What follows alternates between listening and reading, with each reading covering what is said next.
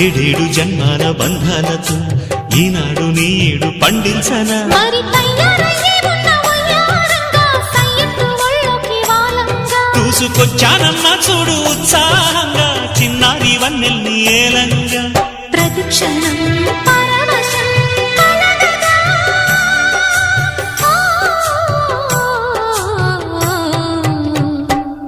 మనసా పలకవే మధుమాసపు కోయిలవై చెలిమే తెలుపవే చిగురాశల గీతి